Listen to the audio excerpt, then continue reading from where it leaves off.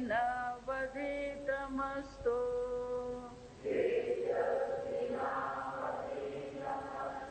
मा विद्विषावहैः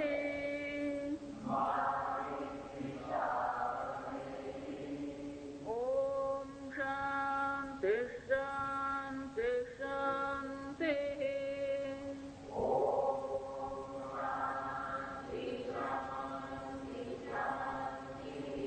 वासुदेवेन्द्र योगीन्द्रम् नत्वा ज्ञानप्रदं गुरुम् मुमुक्षूणां हितार्थाय तत्त्वबोधो विधीयते।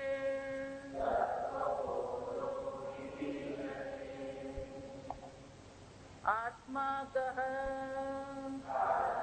स्थूल सूक्ष्म कारण शरीर व्यतिरिक्तः शरीरात् व्यतिरिक्तः पंचकोशातीतः सन् अवस्थात्रय साक्षी सच्चिदानंद स्वरूपः सन् यस्तिष्ठति स आत्मा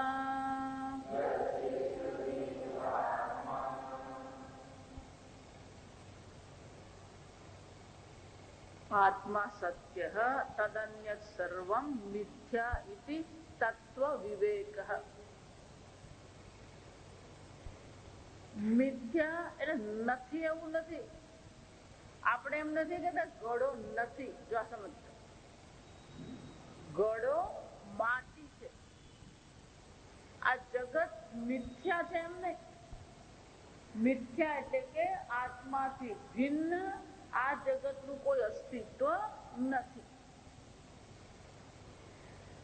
આત્મા સત્યઃ તદન્યત સર્વં મિથ્યા. તો પ્રશ્ન થાય, આત્મા કહ, હું કોણ છું? આત્મા એટલે હું કોણ છું? ગઈકાલે આપણે જોયું એમ, હું અને દેહાદી શું થઈ ગયા છે? જાણે કે એક થઈ ગયા. આ દેહાત્મ બુદ્ધિ છે અને એટલા માટે આત્માનું સ્વરૂપ શું છે આપણને ખબર નથી. જો બહુ સ્પષ્ટ મનમાં રહેવું જોઈએ. શાસ્ત્ર આપણને આત્મજ્ઞાન આપતું નથી. આ ગલગોટાનું ફૂલ છે એવું જયારે હું કહું, અથવા તો હું તમને કોઈ અજાણી વસ્તુ બતાવીને એમ કહું કે આ પેપ્સિકમ છે, જો સમજજો, તો પહેલા તમને ખબર નથી પેપ્સિકમ કોને કહેવાય. હવે તમને ખબર પડી આ પેપ્સિકમ. પેપ્સિકમ એટલે કઈ નહીં, અંગ્રેજી શબ્દ બોલે એટલે અઘરો લાગે. સમજ, હવે ગોલા મરચા કહીએ છીએ.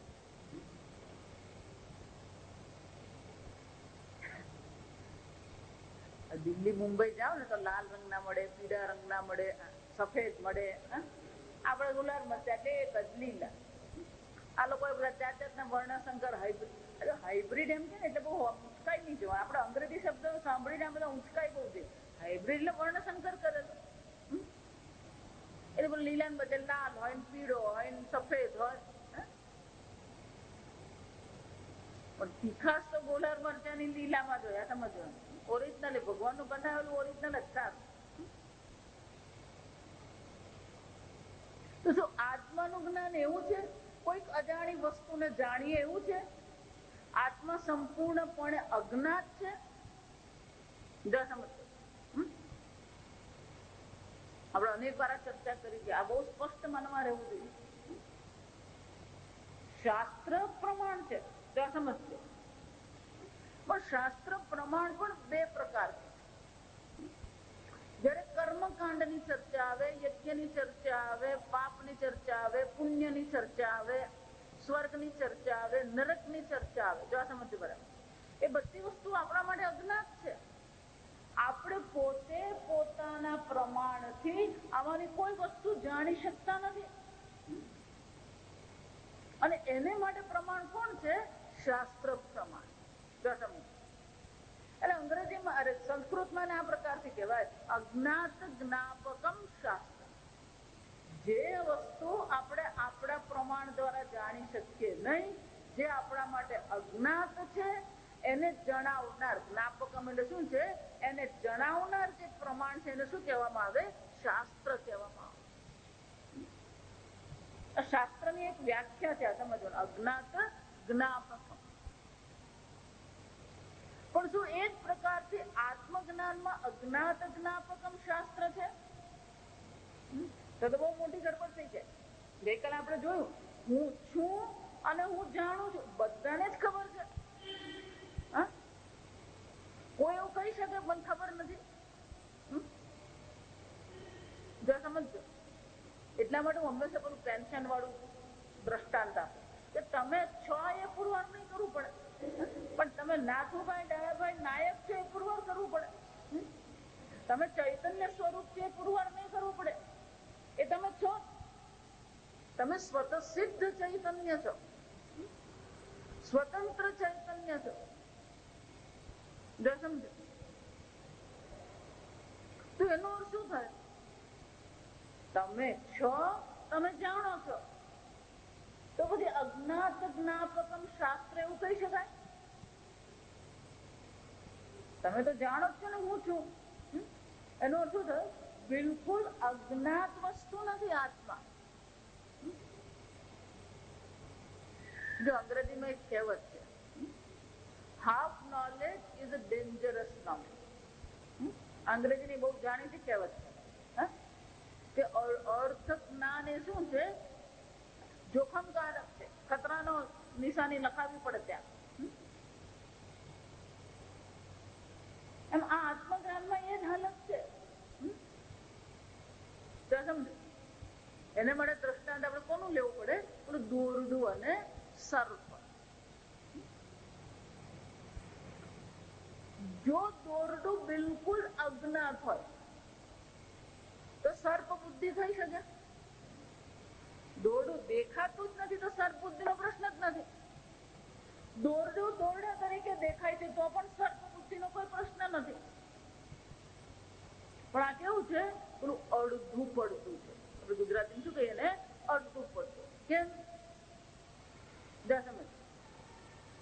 કઈ લાંબુ વાંકું ચૂકું પડ્યું છે, અને આપણી બુદ્ધિમાં જ્યાં લાંબુ વાંકું ચૂકું આવે એટલે આપણી બુદ્ધિમાં શું છે?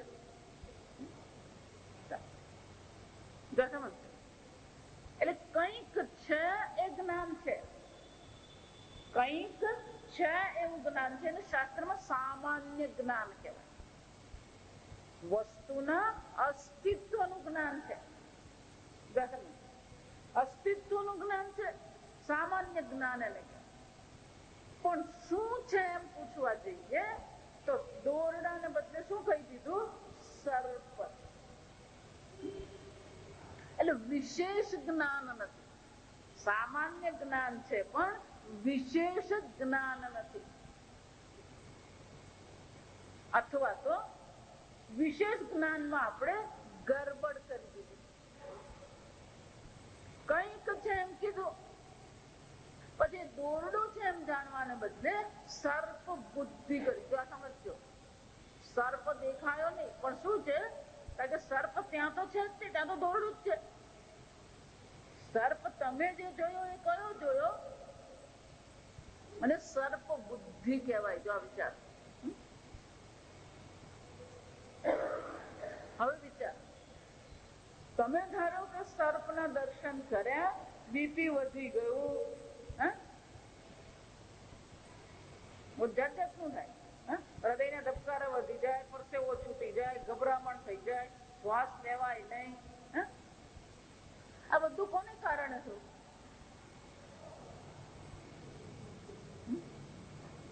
તમારી દ્રષ્ટિએ સર્પને કારણે. આ સમજો, તમારી દ્રષ્ટિએ સર્પને કારણે થયું, પણ વાસ્તવિકતા શું છે? સર્પ બુદ્ધિને કારણે. વિચાર, સર્પને કારણે જ થયું, પણ કોને કારણે થયું? સર્પ બુદ્ધિને કારણે. એટલે આપણું શાસ્ત્ર શું કે છે? જે જેવું છે એવું ન જાણ્યું, એને બદલે શું છે? બીજું કંઈક જાણી લીધું. એને મને શાસ્ત્રનો શબ્દ કયો કહેવાય? મોહ કહેવામાં આવે. જે જેવું છે એવું જાણવું એને જ્ઞાન કહેવાય. જે જેવું છે એવું ન જાણીએ અને બીજી કોઈ વસ્તુ તરીકે એને આપણે સમજીએ તો એને મોહ કહેવામાં આવે. બરાબર સમજ. કેપ્સિકમ છે, ગાય છે, બહાર સાપ તમે જુઓ છો, આ બધામાં મોહ નહીં થાય. મોહ ક્યારે થાય? કોઈ પણ વસ્તુમાં મોહ થવા માટેની આ એક ઓછામાં ઓછી શરત છે. કઈ શરત છે? આ અર્ધ જ્ઞાન. પૂરેપૂરું અજ્ઞાત પણ નથી, પૂરેપૂરું જ્ઞાત પણ નથી, તો જ પેલો મોહ થાય. જાણો તો મોહ નહીં થાય, અજ્ઞાત હોય તો પણ શું છે? અમેરિકા માટે મોહ થાય આપણને, પણ અડધું અડધું જાણેલું હોય અમેરિકા એટલે મોહ થાય.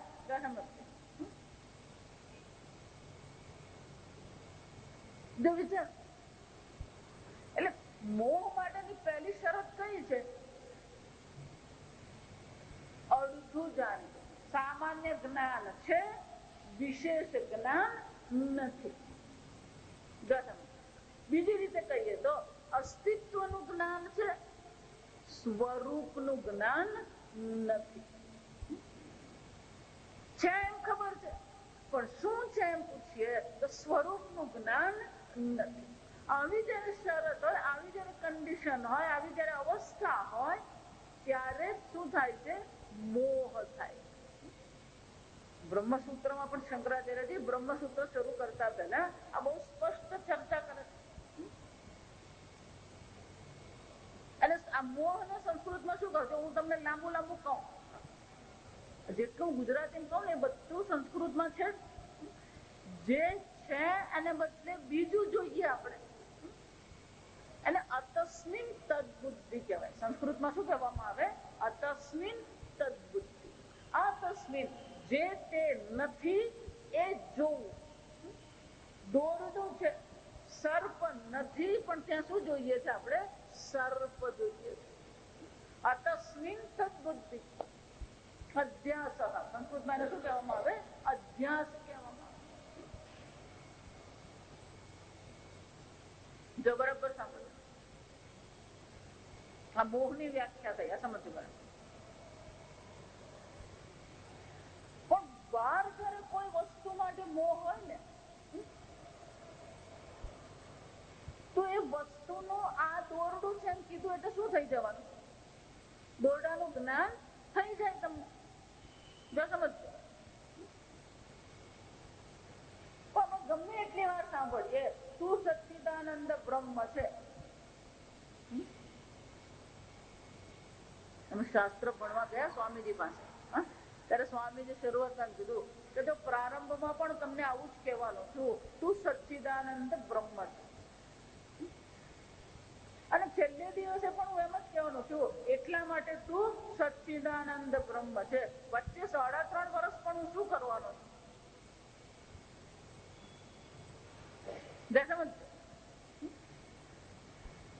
ઉપદેશ તો આ જ છે, તદ જગત કારણમ બ્રહ્મ ત્વમસી. આ સમજ, ઉપદેશ તો એ જ છે. પણ આપણને શું લાગે કે પત્તો લાગતો નથી. આપણે ગુજરાતી ભાષામાં શું કહેવાય?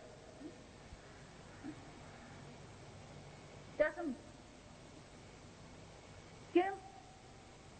આ દોરડો છે એમ કીધું એટલે દોરડાનું જ્ઞાન થઈ ગયું. એ જ રીતે તું પરબ્રહ્મ છે એમ જ્ઞાન આપી દીધું, જ્ઞાન થઈ જવું જોઈએ. થાય છે?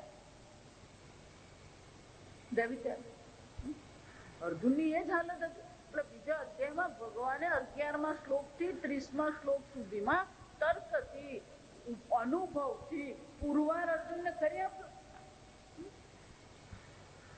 તો અર્જુન તું કોણ છે? નિત્ય સર્વગત સ્થાણ હું, અચલોયમ સનાતન, અચ્છેદ્યોયમ અદાખ્યોયમ અક્લેદ્યો અશોષ્ય એવ છે. એટલું જ ને, આ જ્ઞાનનું ફળ શું છે? આપૂજ્યમાણમ અચલ પ્રતિષ્ઠમ, પૂર્ણતા, સંતોષ, આ જ્ઞાનનું ફળ છે. કોઈ પણ પ્રકારની મર્યાદાનો અનુભવ નથી. દુઃખ છે તોય દુઃખી નથી, સુખ છે તોય સુખી નથી. જો સમજવાનું, હું સુખી છું એ પણ અધ્યારોપ છે, અધ્યાસ છે. જો સમજો, હું દુઃખી છું એ પણ અધ્યારોપ છે.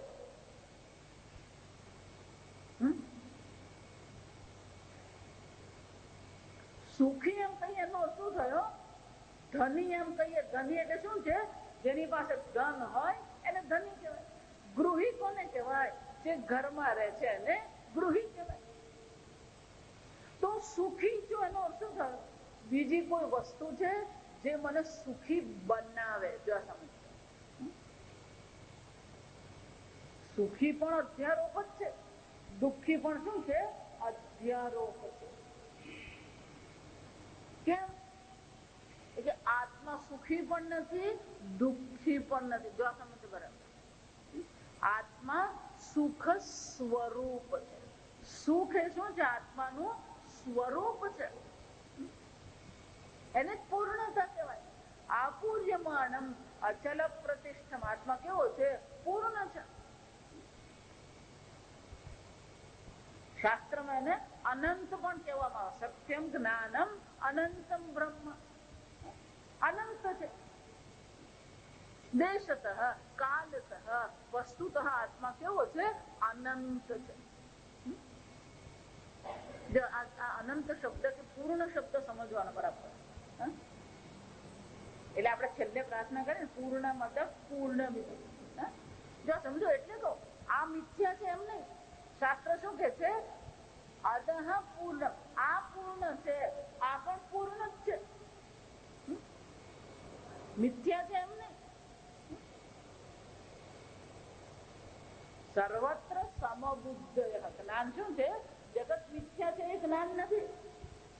સર્વત્ર સમબુદ્ધય પંડિતા સમદર્શિન. જો વિચાર, એ પૂર્ણ કોને કહેવાય? આ પૂર્ણ છે, તે પૂર્ણ છે. પૂર્ણમાંથી પૂર્ણની બાદબાકી કરીએ તો પણ શું છે? પૂર્ણમાં પૂર્ણ ઉમેરીએ તો પણ શું છે? એમ એક વાર હું પૂર્ણ સ્વરૂપ છે એમ જાણી લીધું, પછી કોઈ પણ પ્રકારનો ઉમેરો કે કોઈ પણ પ્રકારની બાદબાકી, જો સમજો, ઉમેરો એને સુખી બનાવી શકે ને, અને બાદબાકી એને દુઃખી કરી શકે. સમજો, એટલા માટે સુખી દુઃખી ગરબડ જ છે. સુખી દુઃખી થવાનું નથી. કેમ? હું પૂર્ણ છું. આમ સીધા પ્રજ્ઞાના અર્જુનને લક્ષણ પૂછ્યા ત્યારે ભગવાને કહી દીધું કે પૂર્ણતા એ મુખ્ય લક્ષણ છે જ્ઞાની. પહેલું ભગવાને શું કીધું? આત્મનિએવ આત્મના તુષ્ટ, પોતે જ પોતાનાથી સંતુષ્ટ છે.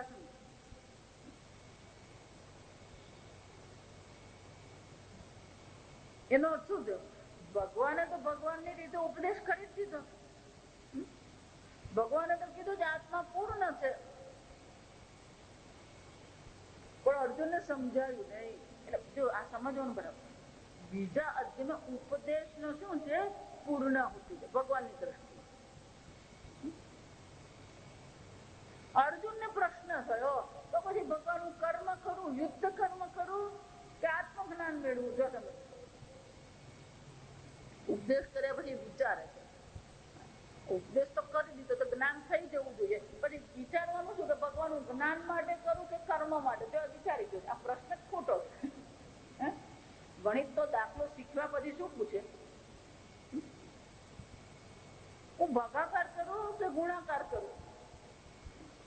પ્રશ્નો કોઈ પૂછે, આખો દાખલો એને સમજાવ્યો, હા, અને પછી તમારી પાસે આવીને પૂછે પણ સાહેબ હું ગુણાકાર કરું કે ભાગાકાર કરું, તો તમે શું કહો?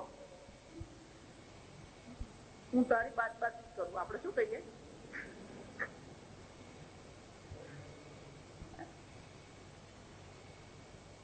લૌકિક શિક્ષકો ને એ બાદબાકી કરે, આધ્યાત્મિક ગુરુ શું કરતા રહે? ઉપદેશ કરતા. એટલે આપણે આધ્યાત્મિક ગુરુ હોય ને અહૈતુક કૃપા સિંધુ હોય. કેમ? એટલે કહેવાનું એટલું એક જ છે, આ સમજજો. સવારે પ્રશ્નો ઉપનિષદમાં એ જ ચર્ચા, સાંજે ગીતામાં એ જ ચર્ચા, તત્વબોધ તો એ ચર્ચા તો શું છે? એ જ છે. અને વાર્તા એ જ હોય, દસમાની વાર્તા, દોરડાની વાર્તા, ઘોડ અને માટી ને લલ્લુ પાન વાર્તા, સમજજો. વાર્તા પછી એ જ હોય.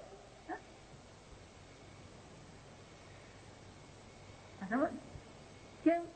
જ્યાં સુધી સમજાય નહીં ત્યાં સુધી શું કરતા રહેવું પડે? ઉપદેશ કરતા રહેવું.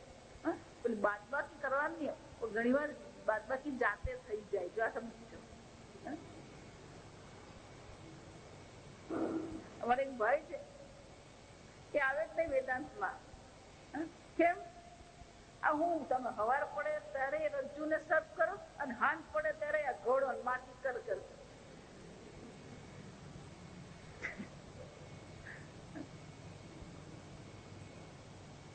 પ્રશ્ન ઘડો ને માટીનો નથી, રજ્જુ અને સર્પનો નથી. પ્રશ્ન તમારી સમજદાર. તમે પોતાને પૂર્ણ આત્મા જાણો છો કે નથી જાણતા? એક બીજી મગજમારી, જ્યાં સમજ મને તો ખબર પડી ગઈ, પણ આ ઘરવાળાને સમજ નથી પડતી કે મને પૂર્ણ આત્માનું જ્ઞાન થઈ ગયું. જો આ બીજી મગજમારી.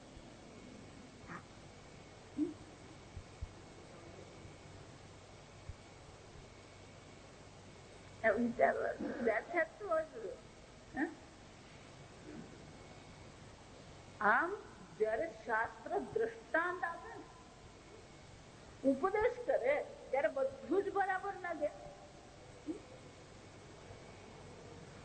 પણ ત્યારે એનું એપ્લિકેશન જો સમજો. ઘડો અને માટીનું કહીએ કે રજ્જુ અને સર્પ કહીએ, પણ એ વસ્તુ જયારે આપણે પોતાના પર લાવીએ એને દ્રષ્ટાંત કહેવાય. અને વિનિયોગ કહેવાય. એનો ઉપયોગ જયારે આપણે પોતાને સમજવા માટે કરીએ ત્યારે એ અઘરું પડે. કેમ અઘરું પડે? કે તમે રજ્જુમાં ખાલી સર્પ જોયું, જો આ સમજજો. પણ અહીંયા તો શું છે, આપણે ગઈકાલે જોયું એમ, હું શરીર છું એમ કયા પછી શું થાય છે? આખી એની લંગર લાગે, જો આ સમજજો. હા, એટલે ગીતામાં ભગવાન બહુ સ્પષ્ટ કહે છે કે એક નિશ્ચય જો તમારો નહીં હોય તો પછી 2 કે 3 નિશ્ચય નહીં હોય. બહુ શાખા અનંતા, એની શાખા પણ ઘણી છે અને અનંત છે, જો આ સમજ. એક વાર હું શરીર છું એમ કીધું, પછી એની આખી શું ચાલે? હું શરીર છું એમ કીધું, પછી પહેલું આવે હું મનુષ્ય, મનુષ્યોહમ. દેહોહમ કીધું, પછી તરત જ શું આવવાનું? મનુષ્યોહમ. મનુષ્યોહમ જ્યાં થયું, પછી શું છે? હું સ્ત્રી છું, હું પુરુષ છું.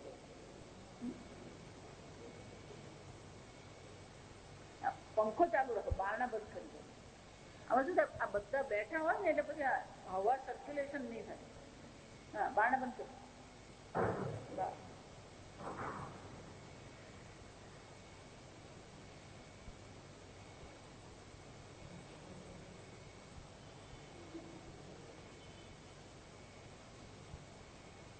હું સ્ત્રી છું, હું પુરુષ છું, જો આ સમજ.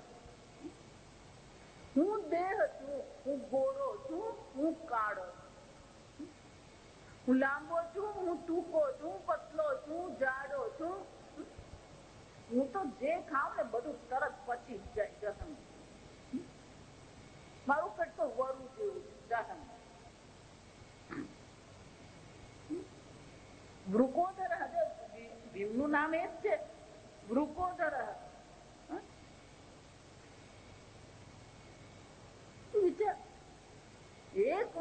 શરીર છું કેમ આ બધા અધ્યાસ ચાલે. હું પ્રાણ છું, પછી મને તરસ લાગી, મને ભૂખ લાગી, પછી તરસમાં આ પાણી તો મને ફાવે જ નહીં. હા, આજકાલ તો નવું ચાલે. જો સમજ, આ ઈચ્છા પણ જે છે ને બે પ્રકારની ઈચ્છા. આ સમજ, એક સહજ ઈચ્છા કહેવાય અને કૃત્રિમ ઈચ્છા કહેવાય. સહજ ઈચ્છા એટલે શું છે? પાણી પીવું, હવાની ઈચ્છા હોવી, પાણી પીવાની ઈચ્છા, તરસ લાગવી, ભૂખ લાગવી, બધું કેવું છે? સહજ છે. પણ તરસ લાગ્યા પછી મને તો પેપ્સી જ જોઈએ. જો આ સમજ, હું તો રસના જ જાત જાતનું હોય, મને તો અડધું ખબર નહીં હોય. આ સોડા મને ખબર નહીં, સોડા જાત જાતના આવે. આપણને એમ સોડા એટલે સોડા નહીં, પછી એમાં પેલું લેમન સોડા આવે, પછી બાજુ બધું એ તમને ખબર, મને ખબર.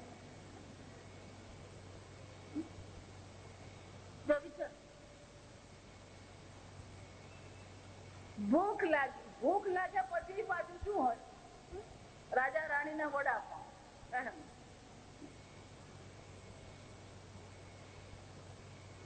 સમજો, પેટ તમને એવું નથી કહેતું કે મારે વડાપાવ ખાવા. પેટ તમને એવું નથી કહેતું કે મારે લાપસી ખાવી છે ને કંસાર ખાવું. પેટ તમને એમ નથી કહેતું કે મારે ઊંધિયું ખાવું છે ને ઉબાડિયું ખાવું છે. પેટ ખાલી એટલું જ કે છે ભૂખ લાગી છે.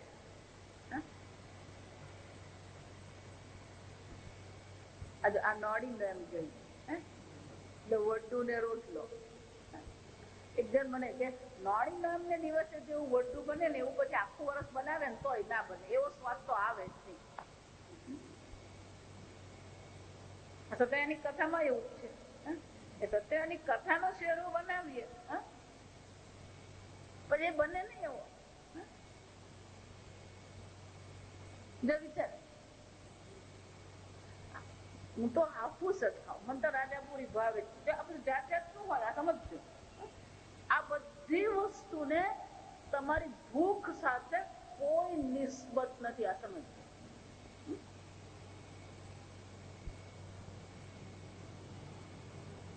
વિચારી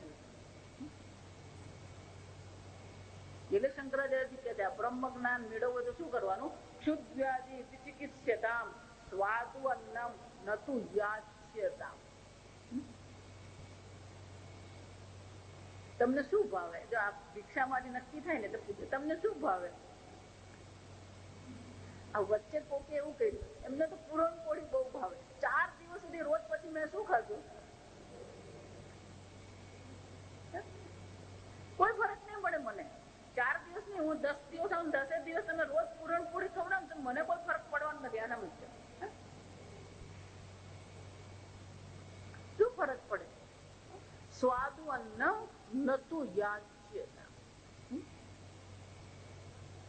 તૈત્તિરીય ઉપનિષદમાં પણ કીધું અન્નમ ન નિંદ્યાત તદ વ્રતમ. એ શું હોવું જોઈએ? વ્રત હોવું. અન્નમ ન પરિચક્ષિત. થાળીમાં અન્ન આવે ને પછી આ સૂંઘવું, એ અન્ન દેવતાનું શું કહેવાય? અપમાન.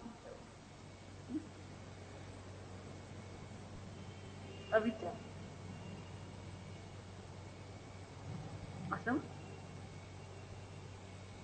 આ બધી જ વસ્તુ આપણા માટે શું છે? બહુ મહત્વની છે. જલારામ ના ખમા આ બધું જાત જાતનું ચાલતું હોય. બાપા જલારામ રામ રામ કરતા. આ સમજ, બાપા જલારામ શું છે? રામ રામ. અને એ જલારામ ના નામે શું શું ચાલે ને, જો હમણાં તો જલારામ બાપા આવીને જુએ કે એમના નામે શું શું ચાલે છે. બારડોલીમાં જલારામ ની ખીચડી. જો તમે સુરત થી લોકો આવે ખાવા માટે. શું ખાવા આવે? જલારામ ની ખીચડી.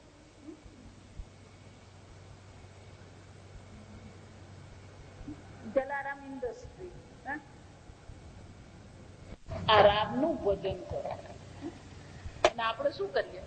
જલારામના ખમણ, જલારામની પેટીસ ને જલારામની ખીચડી, આનું રટણ કરીએ અને સમજો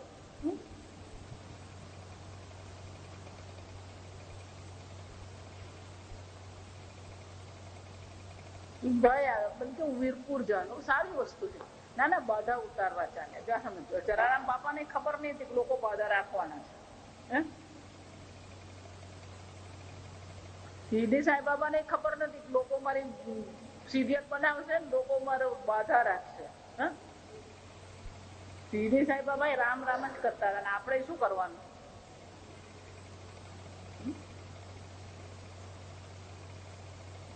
વિચાર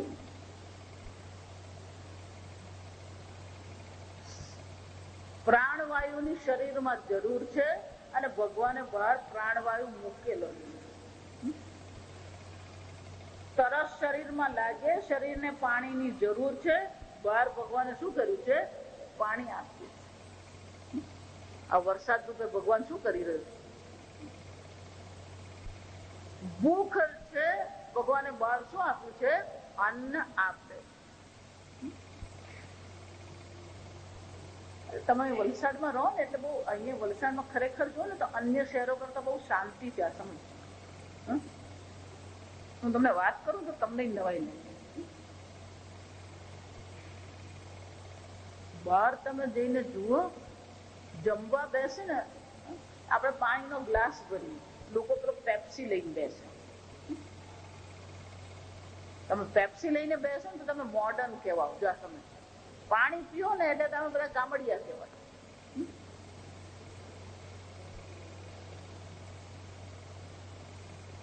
જો વિચારી દો એવું જ્યાં હવાનું છે, આપણને એમ લાગે કે ભગવાન હવા બનાવીને આપણે હવા લીધી. એવું નથી. બેંગ્લોરમાં તમે જાઓ ને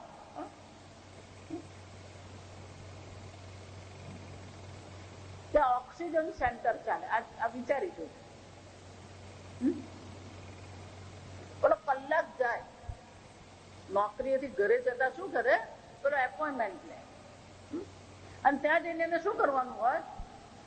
આપણે એવું માનીએ, જો વિચારી દો, આપણે એવું માનીએ જેને શ્વાસની તકલીફ હોય એને ઓક્સિજન સિલિન્ડર ચડાવવામાં આવે. આ ઘેરે જતા શું કરતો જાય? અડધો કલાક ઓક્સિજન સિલિન્ડર લેતો જાય. સમજો કેમ? અડધો કલાક ઓક્સિજન લીધો ને ફ્રેશ થઈ ગયા.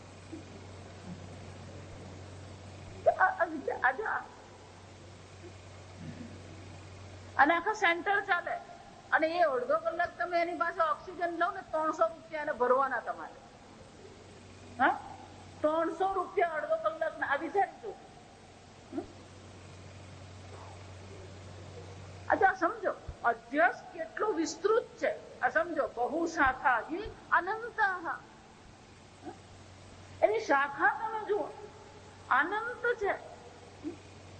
આ તો ફક્ત હું દેહ ને ઈચ્છાની દ્રષ્ટિએ ચર્ચા કરું. આ સમજજો. આ દેહમાં પણ અમુક છે પાછું. મારા નખ આવવા, મારા વાળ આવવા, મારી આઈબ્રો આવી ને બહેનો જ નહીં, આ ભાઈઓ ને જબરદસ્ત ચાલતું. જ્યાં હરીસો દેખાય આમ કાસ્કો કાઢી આમ ખિસ્સામાં જાય કાસ્કો.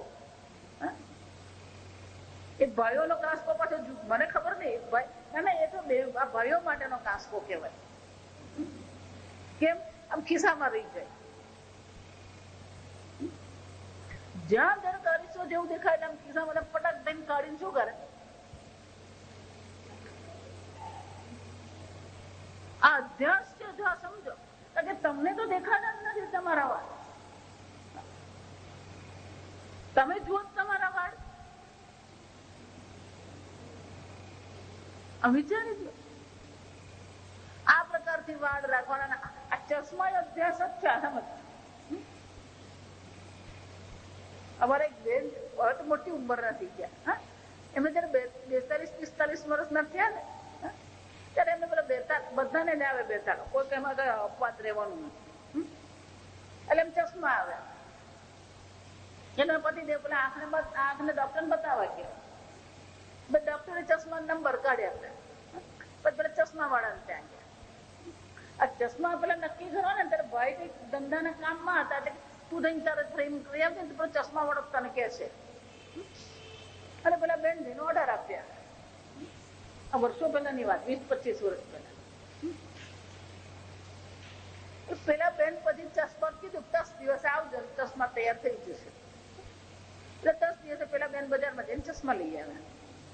પેલા ભાઈ સાંજે ધંધામાંથી ઘરે આવ્યા, એટલે આ બેન એમ ચશ્મા પહેર્યા, સમજજો. આમ ચશ્મા પહેરીને પૂછ્યું, કેવા લાગે લલિતા પવાર?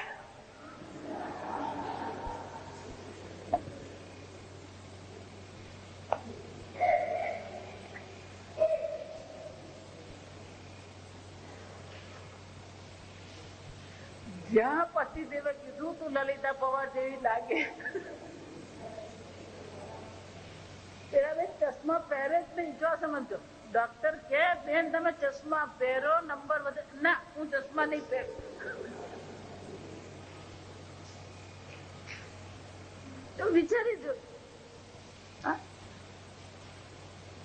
ચશ્મા તમે કોને માટે પહેરો છો? કેવા દેખાવ છે એને માટે પહેરો છો કે વાંચવા માટે પહેરો છો? આ મારા ત્રીજા ચશ્મા છે બેટાલા પછી. હું જાઉં ને પેલા એને ભાઈ તું જ જોઈ લે, હું તો જોવાનું નથી. એટલે ચશ્મા વાળો નક્કી કરે. પછી મને પૂછે પણ આ કેવું? મેં કહું ભાઈ મને કઈ એમાં ખબર નથી પડતી, તું તારી રીતે નક્કી કર.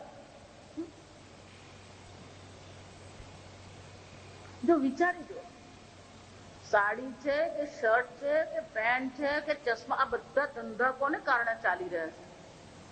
હા, આપણા અભ્યાસને કારણે. આ માળીનો ધંધો શાને માટે ચાલે છે? બ્યુટી પાર્લરનો ધંધો કોને કારણે ચાલે છે? અને ગાર્ડન સિલ્ક મિલ્ક ને રાજકુમાર સિલ્ક મિલ્ક કોને કારણે ચાલે છે? જો સમજો, આપણો જ બધો અભ્યાસ છે. આ બધામાં જ ચાલે. અને આપણે શું માનીએ? જેટલું સરસ રીતે એની પસંદગી હોય એટલો માણસ સારો કહેવાય. એનો અર્થ શું થયો? જેટલો વધારે અભ્યાસ એટલો એ માણસ સોફિસ્ટિકેટેડ કહેવાય. કેવો કહેવાય?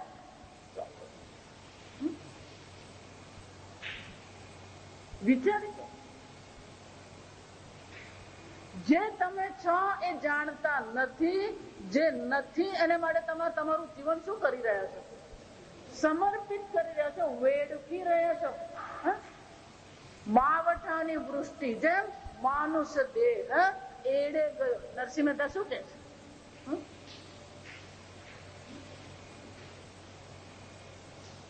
સમજો,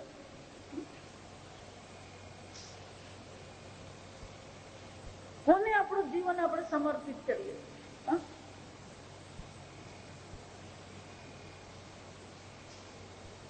ભૂખની દ્રષ્ટિએ, તરસની દ્રષ્ટિએ, શરીરની દ્રષ્ટિએ, કપડાની દ્રષ્ટિએ, ઘરની દ્રષ્ટિએ.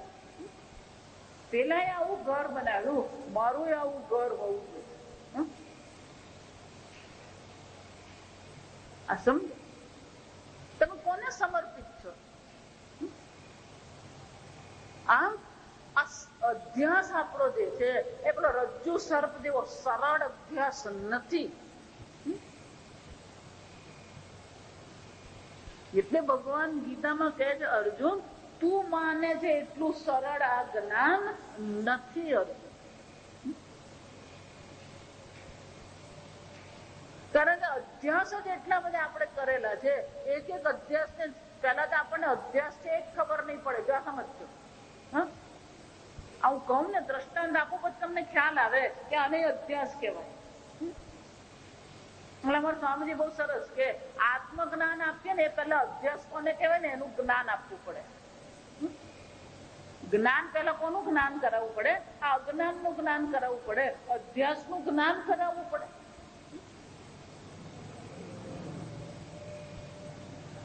જો વિચાર, શંકરાચાર્યજી એટલે જ ભજગોવિંદમાં શું કીધું? કસ્ત્વમ કુત આયાતઃ, તું કોણ છે? કોહમ, હું કોણ છું? કામે જનની કોમે તાતઃ, અમારા પિતાજી કોણ છે? મારી માતા કોણ છે? આ બધો અભ્યાસ જ છે.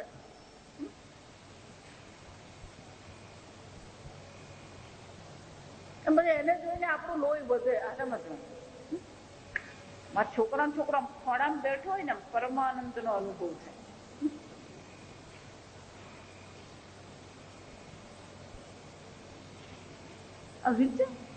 આ અધ્યાસમાં જ આપણે શું કરી રહ્યા છે?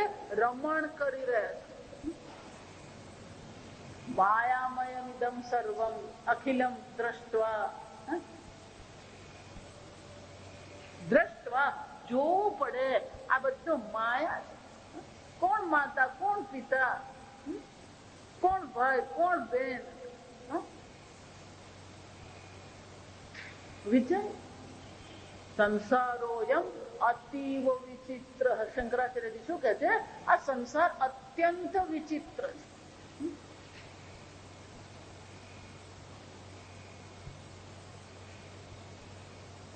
એટલા માટે આ અત્યંત વિચિત્ર એટલા માટે છે કે આપણે અનેક પ્રકારના અભ્યાસ કરીને ચાલીએ છીએ. એક એક અભ્યાસને સમજવો પડે, એક એક અભ્યાસને પકડીને શું કરવું પડે? એની નિવૃત્તિ કરવી પડે. ના હમ દેહ, હું દેહ નથી. જો તમે દેહ નથી, ભગવાને કીધું દેહિનોસ્મિન યથા દેહે કૌમારમ યૌવનમ જરા તથા દેહાંતર પ્રાપ્તિ. આત્મા તો નિત્ય છે, નિર્વિકારી છે, દેહ વિકારી છે. બીજો દેહ તમે પ્રાપ્ત કરો છો, તમે તો એના એ જ છો. દેહ બદલાઈ ગયો. જો તમે દેહ નથી તો દેહને લગતા જેટલા પણ અભ્યાસ છે બધા પણ શું આવવા જોઈએ? માતા કો, પિતા કો, ઊંચા કો, જાડા કો, પતલા કો, યુવાન કો, વૃદ્ધ કો, બધા પણ શું છે? અભ્યાસ માત્ર છે.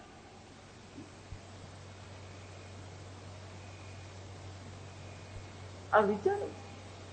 મહાભારત ને ભાગવત શાના માટે છે? આપણને અધ્યાસ સ્પષ્ટ કરાવવા માટે છે. સમજજો.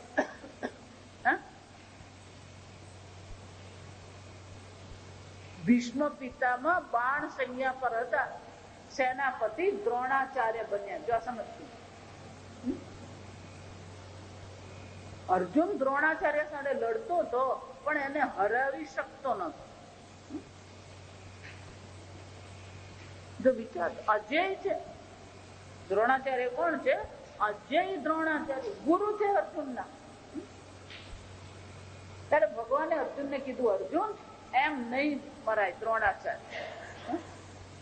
જો સમજ, યુદ્ધમાં સામેવાળાની શક્તિ તો સમજીએ પણ એના કરતા સામેવાળાની નબળાઈ શું છે ને એ જોવાની. એટલે ભગવાને કીધું દ્રોણાચાર્યની નબળાઈ આટલી છે. કઈ નબળાઈ છે? પુત્રે પુષ્ટે અહમ પુષ્ટ, પુત્રે નષ્ટે અહમ નષ્ટ. જો વિચારી દો, આવા મહાન હતા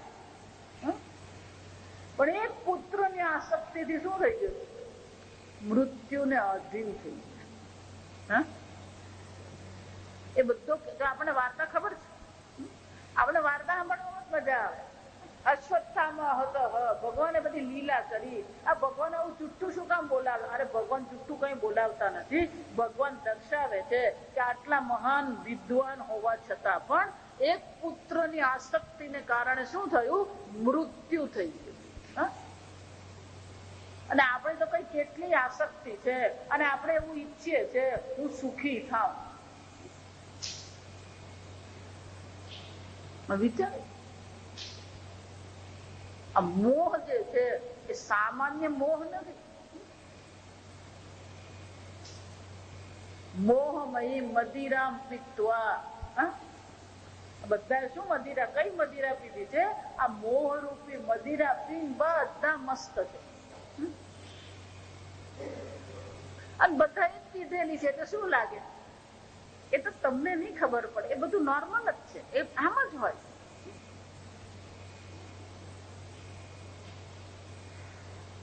છોકરાને તો રાખવો જ પડે. કોણ ના પાડે? વિચાર, ઘર તો સંભાળવું જ પડે. કોઈ પણ ઘર તો કહેતું જ નથી તું મને સંભાળ. તો સમજજો.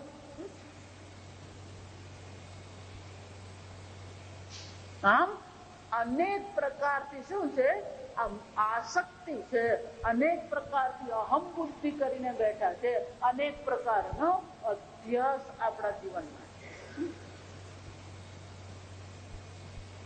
શરીરની દ્રષ્ટિએ, મનની દ્રષ્ટિએ, બુદ્ધિની દ્રષ્ટિએ, ઈચ્છાની દ્રષ્ટિએ. અને આપણી બુદ્ધિ સતત ક્યાં ફરતી રહે છે? આ અધ્યાસમાં જ ભટકતી રહે છે. આ સમજ. એટલા માટે મેં કીધું પહેલા આ અધ્યાસ છે એ જાણવું પડે.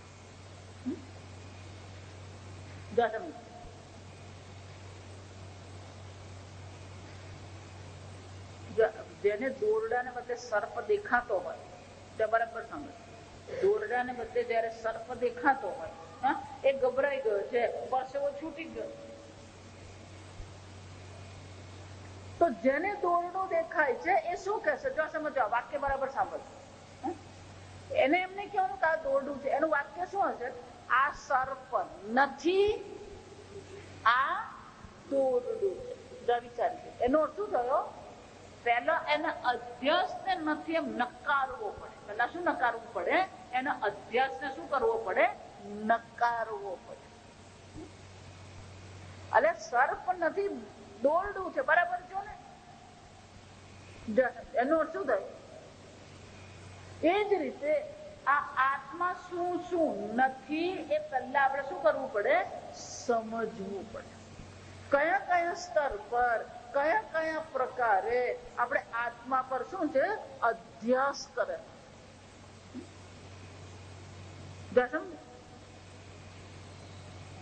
એટલે શંકરાચાર્ય છે આત્માની વ્યાખ્યા કરતા 4 શબ્દો આપણને આપે છે. બરાબર સમજો. એમાં પહેલા 3 શબ્દમાં શું દર્શાવે છે? આટલી આટલી વસ્તુ આત્મા નથી. પછી આત્મા શું છે એ દર્શાવે. તો પહેલા શું બતાવે છે? શું શું આત્મા નથી. પણ શું શું આત્મા નથી એ આખું બધી લાંબુ લિસ્ટ બનાવાય નહીં એમ નથી. તત્વો બધું એમાં જ પૂરું થઈ જાય. નથી માં પણ છે તો બાજુ જ રહી જાય. સમજ. એટલે જયારે એમ પૂછવામાં આવ્યું આત્મા કહ, આત્મા શું છે, ત્યારે પહેલા આત્મા શું નથી એ શંકરાચાર્યજી આપણને સ્પષ્ટ કરી આપે.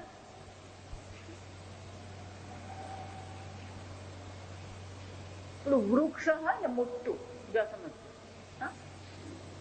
અને પેલી આમ ડાળી કાપ્યા કરીએ એ કઈ પત્તો નહીં લાગે.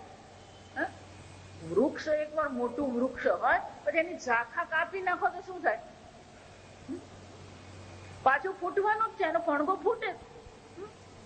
જો આપણો આ હાઈવે પેલો 4 લેન થયો ને, એટલે પહેલા 2 લેન હતો, પેલી 2 જ હતી, એક જવાની જગ્યા એક આવવાની જગ્યા. અને આજુબાજુ પેલા મોટા વૃક્ષો હતા આપણા હાઈવે પર. એટલે આ રસ્તા બનાવવા વાળા અને રસ્તા બનાવવાના પેલા ગવર્મેન્ટ વાળા એ લોકોને તો પૈસા જ દેખાતા.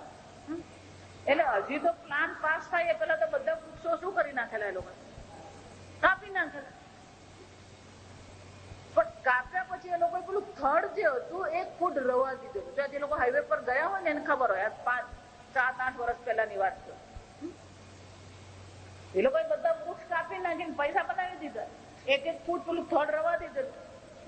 જ્યાં વરસાદ પડ્યો ત્યાં બધા થડ માંથી પાછું શું થયું? 1 થડ પણ મોટા હતા, એકમાંથી 10, 15 ફૂટ નીકળી. એને કૂપણ નહીં કહેવાય. કૂપણ પેલી નાની હોય ને એને કૂપણ કહેવાય. આ સમજ.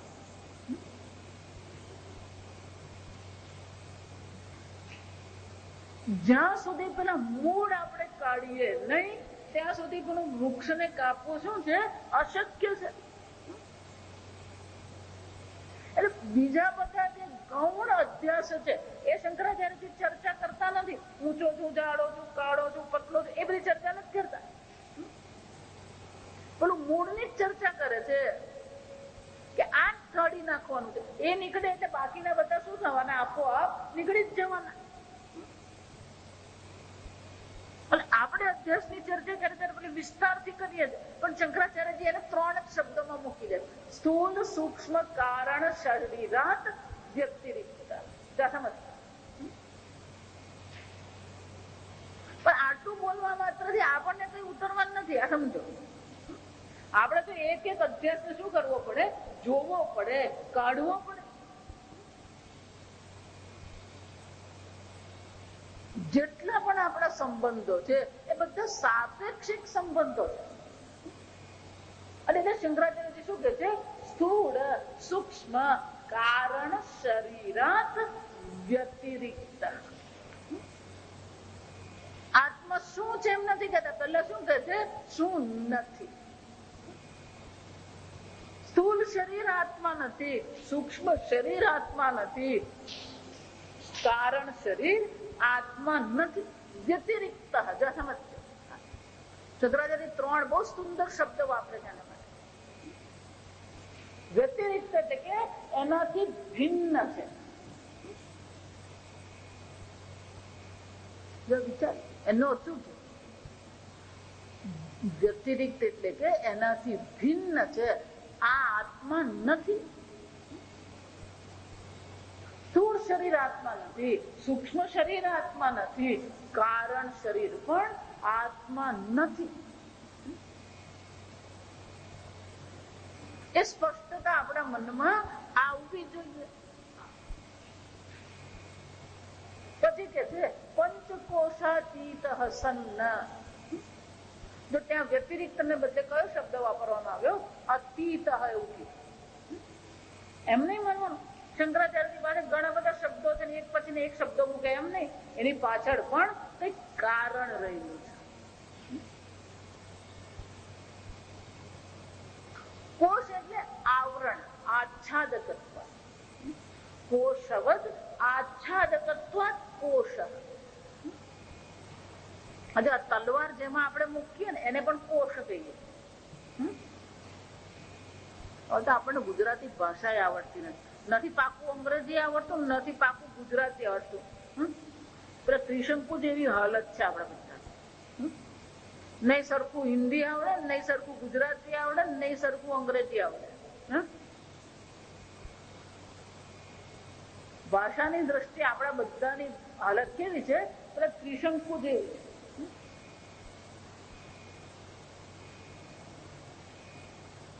કોષવત આચ્છાદકત્વ. બહુ સુંદર છે. તલવારની જે મ્યાન હોય ને એને પણ કોષ કહેવામાં આવે.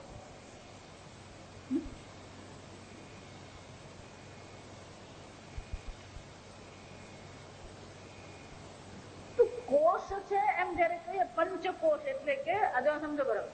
પંચકોષ એટલે કે વૈશ્વિક રીતે 5 જગ્યાએ આપણે ભૂલ કરીએ છીએ આત્મા માનવાની. આત્મા માનવાની ભૂલના 5 સ્થાન એને કોષ કહેવામાં. આ 5 બાબતો છે જેમાં દરેક જણા યુનિવર્સલ મિસ્ટેક એને કહેવાય. દરેક જણા આ પ્રકારથી જ ચાલી રહ્યો. પંચકોષ ત્યાં આપણે ભૂલ કરી છે એને આપણે આત્મા માની લીધો છે. જો સમજ. પણ પછી કોષ શબ્દ શા માટે વાપર્યો? કોષ એની સ્થૂળતા અને સૂક્ષ્મતા દર્શાવે. શું બતાવે? અન્નમય કોષ કરતા સૂક્ષ્મ પ્રાણ છે, પ્રાણ કરતા સૂક્ષ્મ મનોમય છે, મનોમય કરતા સૂક્ષ્મ વિજ્ઞાનમય છે, અને વિજ્ઞાનમય કરતા પણ સૂક્ષ્મ શું છે? આનંદમય.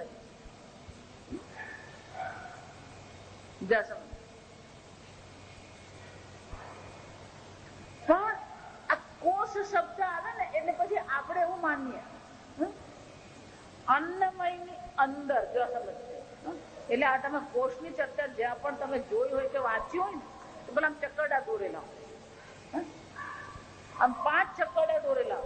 બહારનું ચક્ર એને અન્નમય લખેલું, પછીનું ચક્ર એને પ્રાણમય લખેલું, પછીનું ચક્ર એને મનોમય લખેલું, પછીનું ચક્ર એને વિજ્ઞાનમય લખેલું, પછીના ચક્રમાં આનંદમય લખેલું, અને પછી પેલો વચ્ચે આત્મા લખેલું.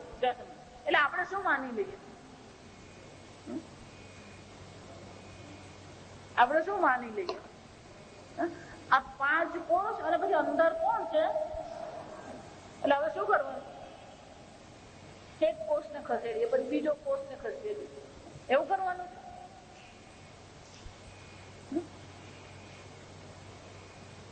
ભાઈ મને કે હું પ્રાણમય સુધી પહોંચી ગયો.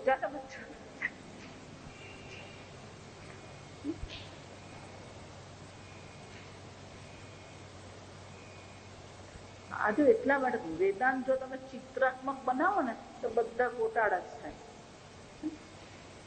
ક્યારેય આ ચિત્ર બનાવવાનું નહીં, તો કારણ કે પછી પૂરું ચિત્ર મગજમાં જો રહી ગયું તો આપણને શું લાગે? આ મનમય છે, પછી આ પ્રાણમય છે, પછી મનોમય છે, પછી વિજ્ઞાનમય છે, પછી આનંદમય છે, પછી અંદર શું છે? આત્મા બેઠો. ગીતામાં ભગવાન કહે છે આત્મા સર્વવ્યાપી છે. અને ગુરુ ઉપદેશ શું કરે? આત્મા ક્યાં છે? અંદર. એટલે હવે ધ્યાન શું કરવાનું? અંદર એટલે ક્યાં? આંતરડામાં, હૃદયમાં. આ સમજો. શંકરાચાર્ય શું કે છે? અતીત. અતીત એટલે આ બધાથી પર છે. આ બધાથી એ પર છે. કોઈ એને ઢાંકી શકે નહીં, કોઈ એને દબાવી શકે નહીં. આ બધાથી એ પર છે. અન્નમય કોષ છે, પ્રાણમય કોષ છે. જો એટલા માટે હંમેશા એક જ દ્રષ્ટાંત તમને આપું છું. ક્યારેય ઘડો માટીને ઢાંકી શકે? ક્યારેય તરંગ પાણીને ઢાંકી શકે? ક્યારેય ઘરેણા સોનાને ઢાંકી શકે? તો કોષ આત્માને શું કરે? આમ કરે. સાંભળવા જોવાનું એ મહાત્મા ખબર પડે. કોષ કોષ છે.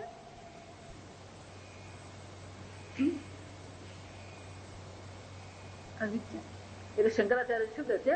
પંચકોશાતીત. પંચકોશથી પર. પણ એ જ પંચકોશમાં આપણે શું માની લીધું? અહમ ભાવ કરીને બેઠા. એટલે સમજવું પડે આ બધાથી પર હું છું, અન્ય નહીં. જો આ સમજજો તો ગરબડ છે પાછી. અન્ય કહીએ ને એટલે પેલું બે થઈ ગયું. એટલા માટે ઘડો અને માટી બે નથી. ઘડો અને માટી બે છે એમ જો કહીએ ને તો બહુ મોટી ગરબડ થઈ જાય. એમ આપણે પણ શું છે? આ દેહ હું નથી, હું તો આત્મા છું. આ પાછી ગરબડ થઈ. આ એક બીજો વેદાંત નો ચાલે. તું દેહ નથી, તું આત્મા. જો વિચાર તો પછી આત્મા છે એ મોટું છે કે આત્મા નથી એ મોટું છે? સમજાય શું પૂછવામાં? તમે આત્મા છો અને બીજું અનાત્મા છે જે આત્મા નથી. તો જે આત્મા નથી એ વિશાળ છે કે જે આત્મા છે એ વિશાળ છે? આત્મા છે એ વિશાળ છે કે નથી એ વિશાળ છે? હું દેહ નથી, સાડી નથી, ડેશ નથી, હોલ નથી, વલસાડ નથી, ગુજરાત નથી, ભારત નથી, પૃથ્વી નથી, સૂર્યમંડળ નથી. તો નથી શું થઈ ગયું?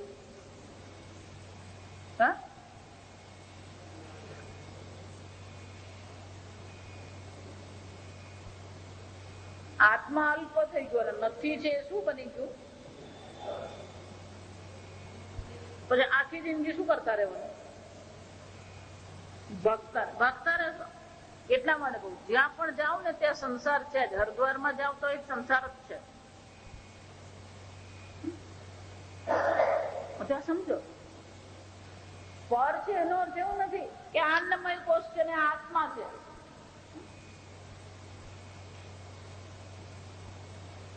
ઘડો માટી છે, માટી ઘડો નથી. જો આ સમજો.